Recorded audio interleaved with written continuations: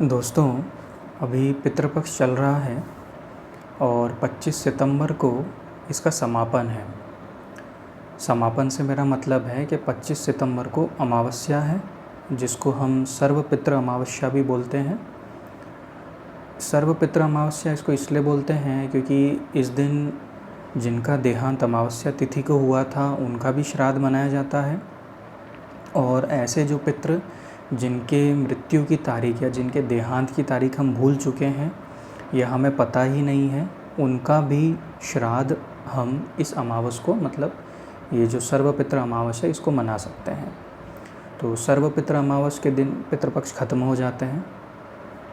तो दोस्तों, पितृपक्ष का एक बहुत महत्व है, क्योंकि आज जो हम हैं वो कहीं ना कहीं भले ही हमें हमारे माता पिता से मिला हो, पर जैसे हमारे पिता के भी पिता थे, उनके भी पिता थे, तो कहीं ना कहीं ये जो चेन है, हम आज भले ही इस चेन के पार्ट हैं।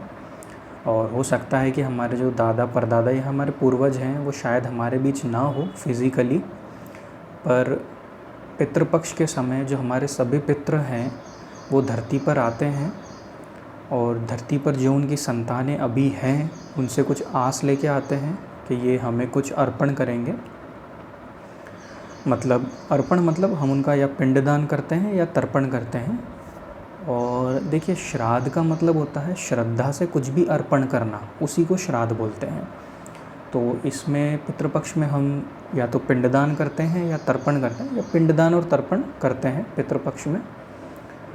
तो दोस्तों, पितृपक्ष में श्राद्ध करने के लिए हमारे भारत में लगभग 55 जगह ऐसी मानी गई है कि ये 55 जगह अच्छी जगह है श्राद्ध करने के लिए, पितरों का श्राद्ध करने के लिए। पर इन 55 जगहों में से भी एक जो सबसे महत्वपूर्ण जगह है, जिसका मतलब जिसको समझ लीजिए कि प्रथम स्थान दिया गया है श्राद्ध करने के लिए, वो है गया, जिसको हम गया जी भी बोलते हैं। तो आखिर ऐसा क्या कारण है कि गया जी का इतना महत्व है कि इनको प्रथम स्थान दिया गया है श्राद्ध करने के लिए? तो दोस्तों देखिए, सबसे पहली बात तो ये है कि गया जी को मोक्ष स्थली कहा जाता है। तो इस वजह से आप जिन भी पितरों का, आपके पितरों का अगर आप यहाँ पे श्राद्ध करते हैं, श्राद्ध में मतलब पिंडदान और तर्पण अगर आप करते हैं, तो उनको मोक्ष प्राप्त होता है। और एक कारण ये है कि गया जी में साक्षात भगवान विष्णु खुद वास करते हैं। और एक कारण ये भी है कि गया जी में जैसे पिंडदान जो हम करते हैं, जो पिंडदान किया जाता है वो चावल से बनाकर किया जाता है। पिंडदान में मुख्य चावल होता है, पर गया जी में फल्गु नदी है। फल्गु नदी में अगर आप फल्गु नदी की जो रेत है उसका भी पिंड बनाकर अगर आप पिंडदान करते हैं, तो वो भी चावल की जगह काउंट होता है, मतलब उसकी भी गिनती चावल में आती है। उसका इतना महत्व है, फल्गु नदी के जो रेत है उसका इतना महत्व है।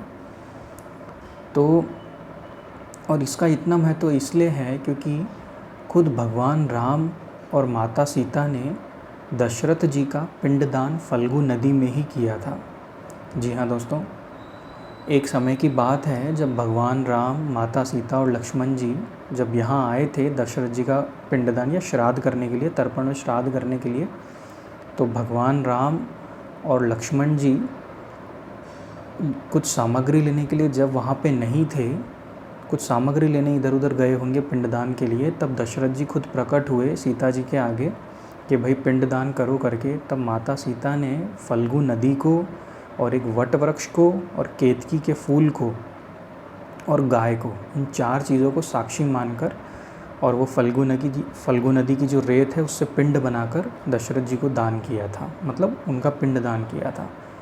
तो इस वजह से भी यहाँ की जो रेत है, जो रेत का पिंड है, वो चावल की जगह काउंट होता है। मतलब उसको चावल जितनी, जो चावल से बने हुए पिंड हैं उसकी उतनी मान्यता है जो यहाँ की फल्गु नदी के रेत से बने हुए पिंड है।